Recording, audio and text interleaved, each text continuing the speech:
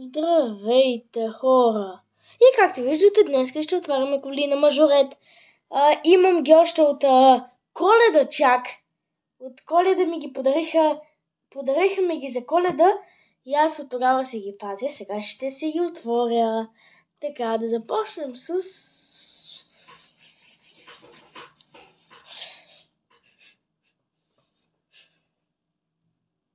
явно с това Порше ще почнем. Ето Порше 934. Тя двете ги оставаме тогава настрани. На мен ми беше най-любимото това Порше и явно за това ще е първо.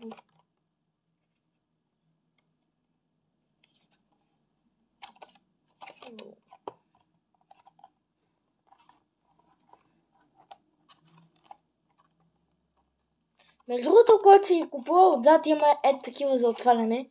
Да се го отворите с това да ви е по-лесно, не да го късате отпред. Но както вие искате да е. Аз първо мисля да отворя картичката. Искате ли? Айде, първо картата. Така. Нали това, хора, нещо много трудно. Тогава ще го скъсам отпред. Това нещо по-големо ли са ги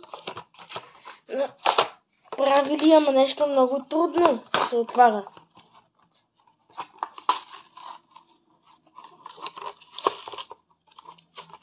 Така.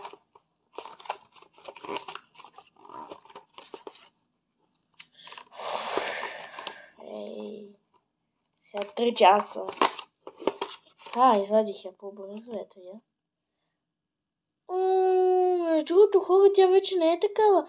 Преди, нали, това е картичката и отзад имаше такова и пишеше примерно до колко километри издържа, кой модел е, каква е, а сега няма. Имаше табличка. Сега хора ще донеса другите ми стикери, за да ви покажа за каква табличка става въпрос. Хора, не ги намерих.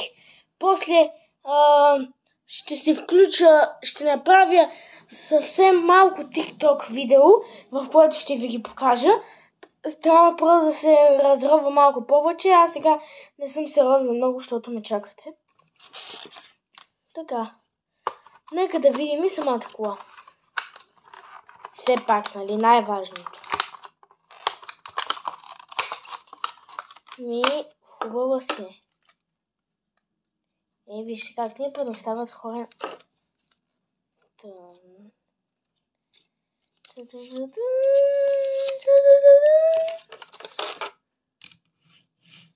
Слушайте само. Много добре върви и плавно.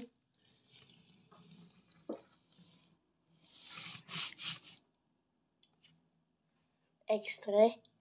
И вратите се отварят хубаво. Всичко е окей. Ето, хора, да видите. И си пише даже и Порше на самата врата. Ето тук. Така. Нека си я сложим обратно. И я слагаме отстрани.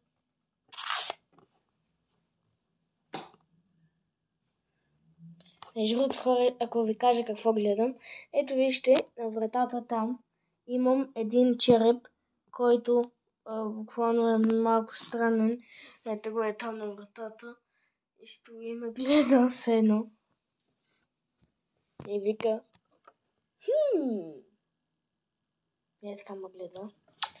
Добре, нека да изберем сега другата.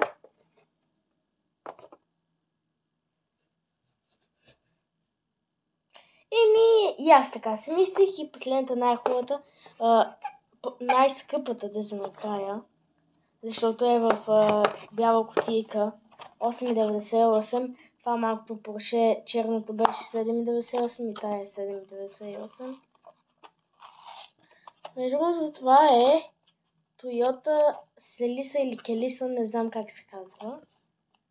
GT.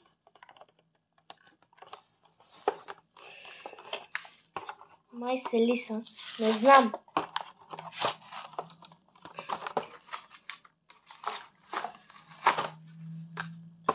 аз ли днеска нямам сила? Защото как да не мога да го отворя? Това е елементарно или пък... Не знам.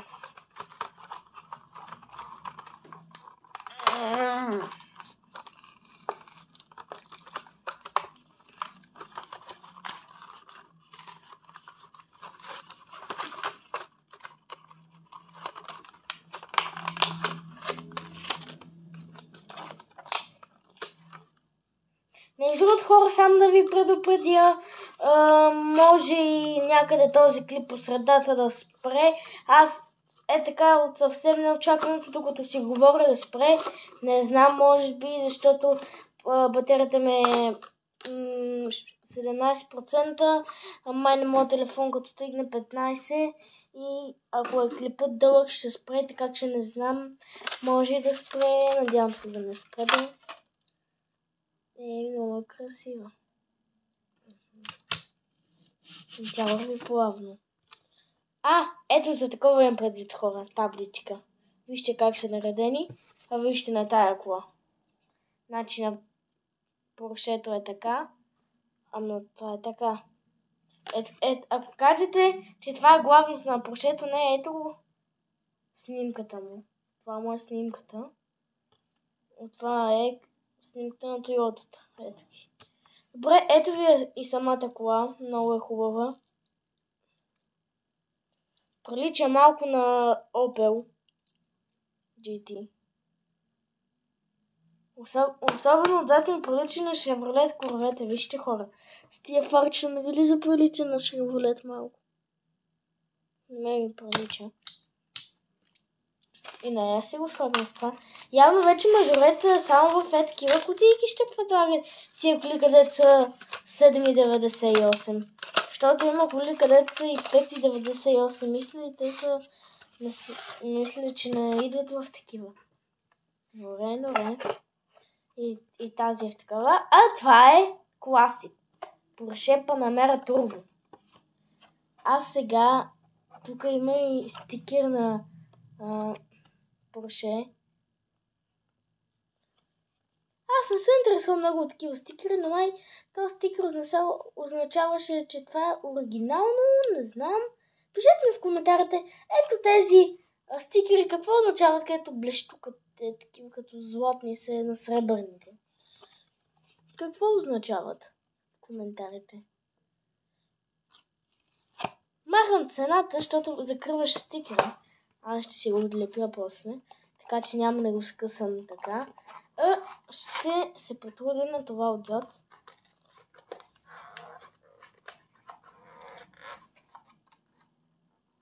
И много ми харесва, че отзад на кутийките са направени колите, ето ги тук. И примерно, ако си купил една, да си я отбележиш, че я имаш.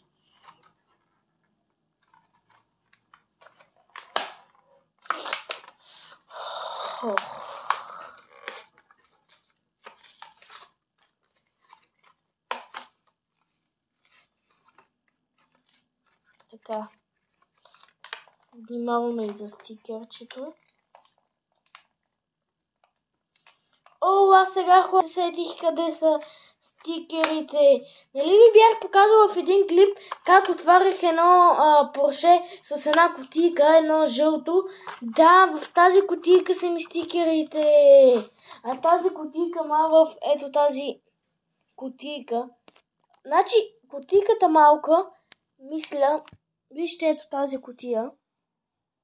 Мисля, че там вътре в нея е малката ми кутийка, на която пише Porsche 419 или какво беше там.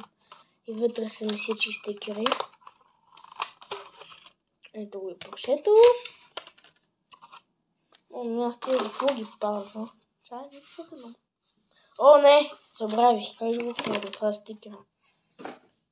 Така, ето и картичката. Отзад пак е с табличка. Така, и нека видим самото Porsche. И хора, Поршето има и теглич. Вече го направили по-специално нещо от това теглич. Ето хора, сега ще донеса каравана. от кутийката, изчакайте. И извинете хора, разполагам само с каравана, където може да се тегли. С такова нещо за тегляне, само с каравана разполагам.